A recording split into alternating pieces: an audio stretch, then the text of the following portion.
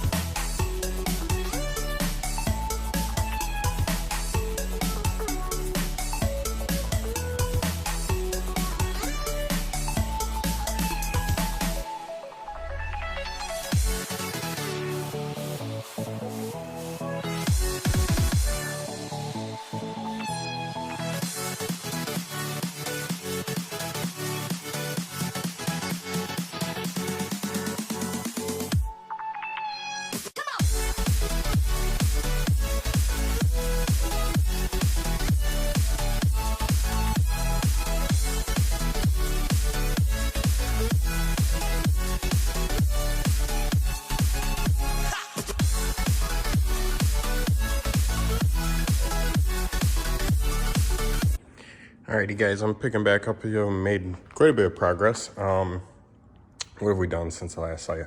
I tried to get the motor mount, broken bolt on motor mount. That didn't happen, so gonna need to weld a nut on the back of that, which isn't a big deal.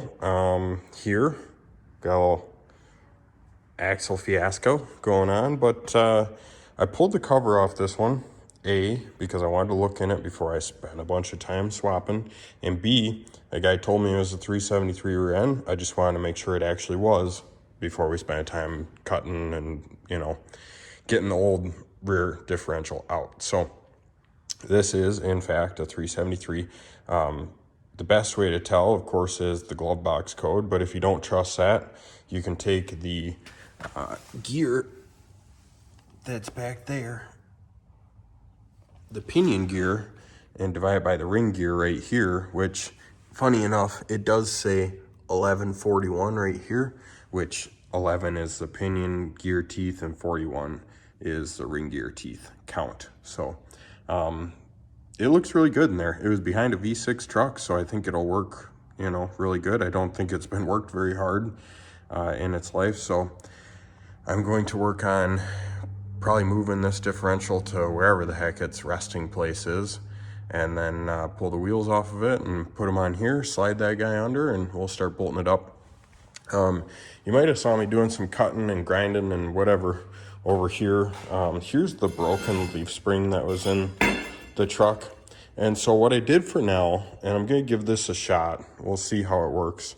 I'd like to eventually buy lowering leaf springs for this thing, but we're kind of doing a budget build here. Lowering leaf springs are like $500, and that's not a priority at this moment. So what I did was I cut the ears off one side of the leaf spring for the middle, and that's what kind of holds them all together in case your centering pin fell out and somehow you took the U-bolts off or they fell off.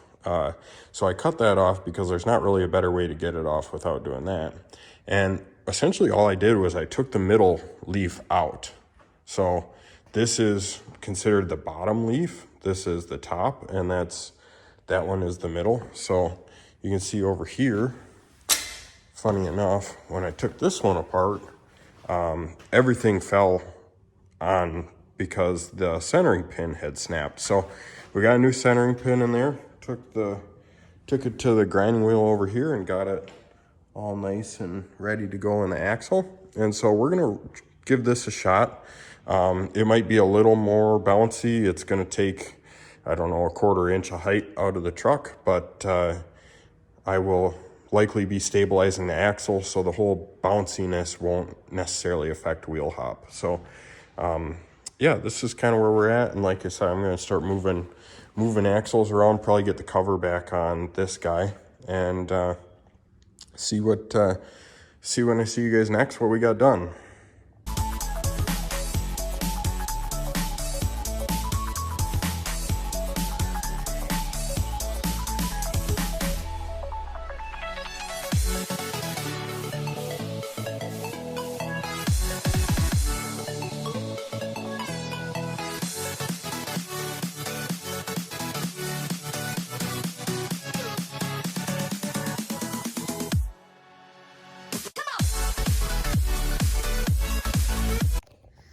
Alrighty guys, this is going to be the end of this episode. As you can see, we are complete with the rear differential swap, so I'm pretty happy with that. That was my one goal for today, was to get that done, and it's about 5 o'clock and we're done with it. So everything went together pretty good, except I did try and put it together at first without the block in there, because I was hoping to, you know, get it 2 inches lower and kind of get it sitting the way I want it sitting. Which didn't happen because my U-bolts are too long. So not a big deal. Those are pretty easy to swap out. I need to order some shorter U-bolts. They need to be about 7 inches long or so, 7.5 inches, because they're 9.5 right now, and that's a 2-inch block. So aside from that, this rear differential seems to spin like the bearings. There's a little brake noise there, but the bearings seem to be in really good shape because it just spins and spins, whereas the other one was kind of draggy. So, and maybe that was just because that had drum brakes, but cleaned up the floor a little bit, and I think this is where I'm going to call it for this video. I really appreciate you watching. Come back next time, leave a comment if you can, and next time you see this, it'll probably be on a trailer heading to the sandblaster. So that was our nearest goal, and we have achieved it, so we'll move on to the next one. Thanks again, guys. See you next. Bye.